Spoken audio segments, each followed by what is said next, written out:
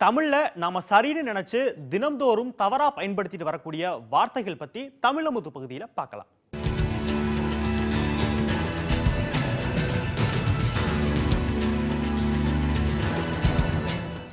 இப்பெல்லாம் கிழவன்னா வயசான ஆணை குறிக்க பயன்படுத்துகிறோம். அதுலேயும் கொஞ்சம் கேலி கலந்து பயன்படுத்துகிறோம். ஆனால் பாருங்க, நக்கீரர் முருகனை பற்றி பாடும்போது பழமுதிர் சோலை கிழவனேன்னு பாடியிருக்காரு. எல்லாரும் அழகன் முருகனிடம் ஆசை வைத்துன்னு பாடுறப்போ இவர் மட்டும் ஏன் முருகனை கிழவன்னு சொல்கிறாரு? இதை பற்றி தெரிஞ்சுக்கணுன்னா கிழமையை பற்றி தெரிஞ்சுக்கணும். ஞாயிற்றுக்கிழமை, திங்கட்கிழமை அந்த கிழமை தான். கிழமைங்கிற சொல்லுக்கு உரிமைன்னு ஒரு பொருள் இருக்கு. உணர்ச்சி நட்பாம் கிழமை தரும்னு வள்ளுவர் சொல்லியிருக்காரு. அதாவது ஒத்த உணர்ச்சி இருந்தால் அது நட்பின் உரிமையை கொடுத்துவிடும் என்பதுதான் அதற்கு பொருள்.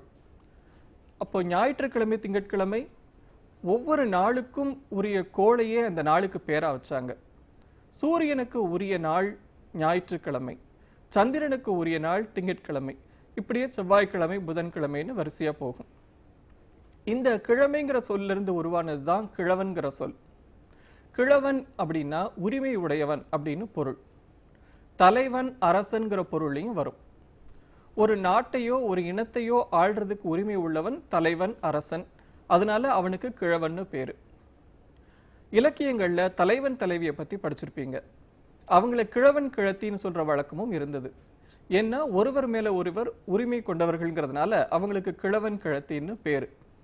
இல்லற உரிமை கொண்டவங்களை இல்ல கிழவன்னும் இல்ல கிழத்தின்னு சொல்ற வழக்கமும் உண்டு.